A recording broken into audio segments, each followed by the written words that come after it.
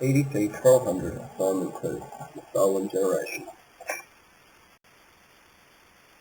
The stolen generation is, in my view, the most significant example of homogenisation in the history of Anglo-dominated Australia.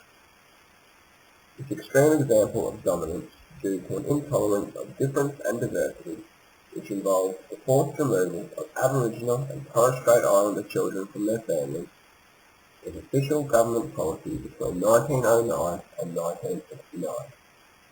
However, this practice took place both before and after these dates mentioned. During this period, Aboriginal and Torres Strait Islander people were seen as an inferior race, and under the White Australia policy, Indigenous people who were not full-blooded Aborigines or Torres Strait Islanders were encouraged to become assimilated into the dominant Anglo-based Australian society, with the third eventual outcome that there would be no Indigenous people left in the country. These children who were taken from their families were coached to reject their Aboriginal culture and brought up in a white culture as an attempt to integrate them into Anglo-Australian society. Supporters of the White Australia policy believed they were doing the right thing by these Indigenous children by giving them a positive environment in which they could better themselves. However, subconsciously, these people were only trying to enrich their own existences, as the Indigenous people received a poor level of education and in most cases were trained to become servants and labourers. On May 26, 1997, a report outlining the devastating impact of child removal policies had on children and their families was tabled in Parliament.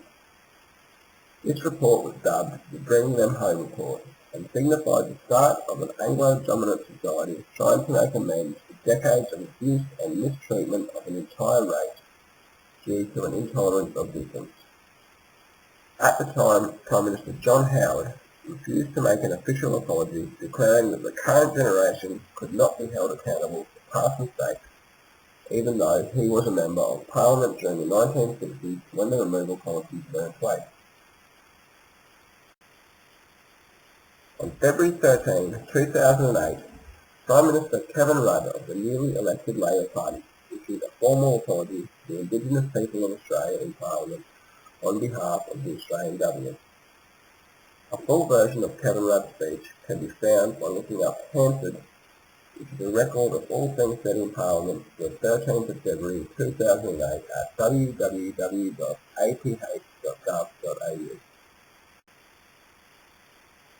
All of this information about the stolen generation can be found on the Reconciliation Network's website below.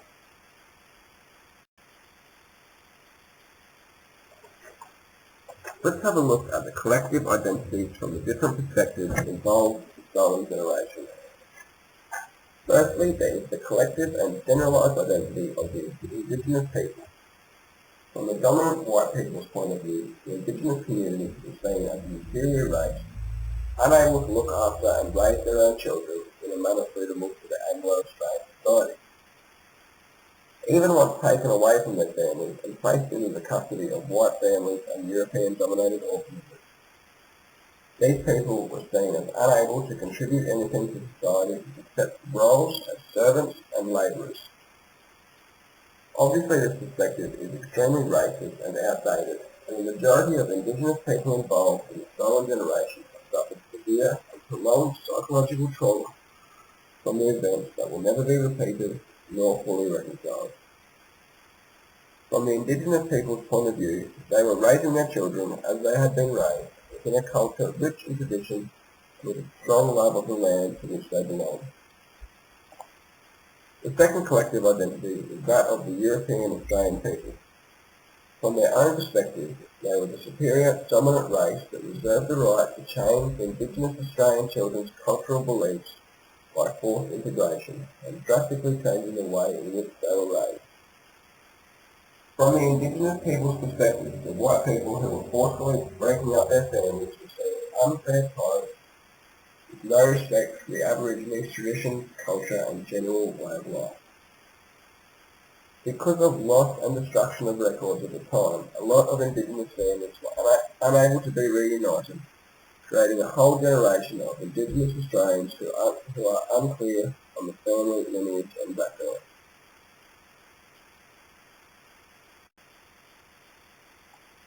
Let's now take a look at the concept of difference within the issue of the stolen generation. We will firstly talk about the binary opposites along the race axis of identity. At one end of the axis is the Indigenous or black community, and at the other end is obviously the Anglo or white community. The area in between these points we will refer to as the zone of difference. During the time of the stolen generation, this zone of difference was seen to be a massive gap in the social, cultural and biological context. White people viewed the Indigenous way of life to be inferior and an unacceptable way of raising future Australians. They also viewed Aboriginals as genetically inferior beings who needed to be integrated into society and eventually abolished as a race. These supposed biological differences throughout time have become less accepted within the general population of Australia, and we've been time and time again given righteous and equal opportunities. Indigenous Australians go on to excel in the given fields, whether it be sport, academics or performing arts. In the social and cultural context, although there is still a strong and proud presence of Indigenous culture throughout Australia, the zone of difference is narrowing as we see a lot of Aborigines taking on a more Western lifestyle. The concept of dominance is fairly obvious throughout this event. White Australia is seen as the dominant hegemonic group and the Indigenous population as the minority. At the time, this would have been viewed as just or unjust depending on which side of the issue you were on, just being the white Australian side and not the entirety of the white population, and unjust if you were on the Indigenous side of the argument. As mentioned, not the entire white population of Australia agreed with the child removal policy. A good amount of resistance was given to the government and the church from within the Anglo-Australian community. In conclusion, the way the Indigenous race was treated during the time of the government child removal policy was racist, intolerant and extremely wrong, and could have been viewed as an attempted genocide. No race anywhere in the world should be subdued to this kind of treatment, and all we can do is try and be more tolerant and accepting people and continue to try and make amends for the past wrongdoing.